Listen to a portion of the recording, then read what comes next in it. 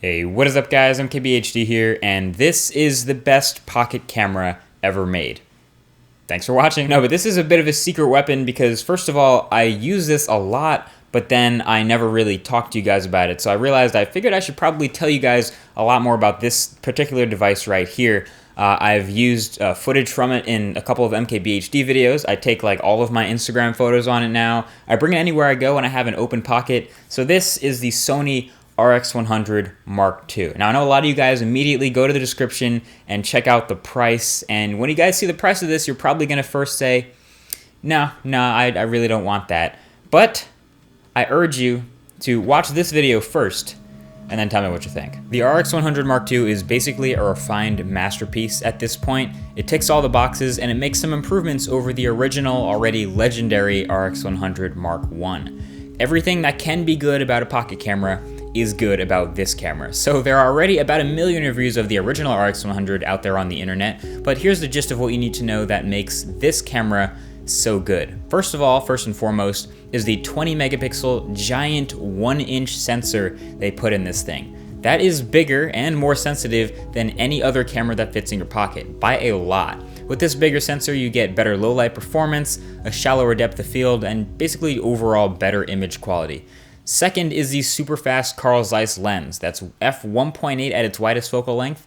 So that's pretty darn fast. It's 3.6 times optical zoom, and it also has optical image stabilization that works really well. There's also a pop-up flash that can be articulated and used to bounce light off the ceiling instead of blinding your subject every time.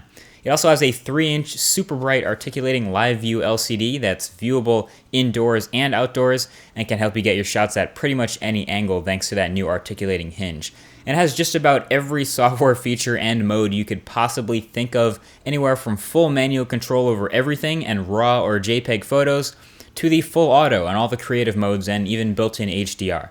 It has Wi-Fi, NFC, a hot shoe. It has a smooth turning ring around the lens that can be programmed to change focus or aperture or really anything you want. It takes rechargeable batteries that last a long time and SD cards up to 128 gigabytes right now. And the build quality all around the outside is all metal. So this thing is built like a tank and it can be tossed into bags and traveled with all the time. The controls are well built too. They're well organized and easy to learn, and they're pretty clicky and responsive when in use. And on top of all of that, the images and video that come out of this camera are stunning. They are really good. So even if you think this camera is the ugliest thing in the world, you can't deny the crystal clear image quality. Colors are very accurate, photos are tack sharp, dynamic range is impressive, and basically what I'm trying to say here is this blows every other pocket camera out of the water in this department.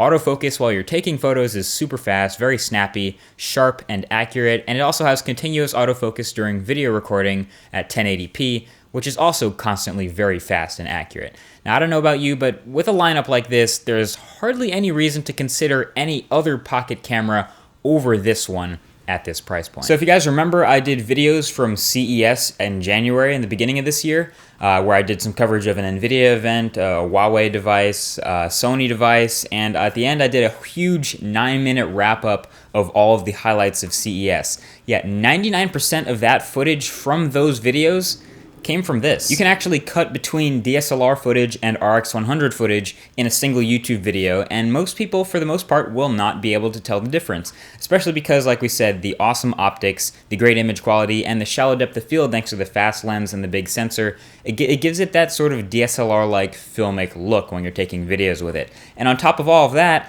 this is what it's like to hold a DSLR while taking video, while this is what it's like to hold a pocket camera while taking video.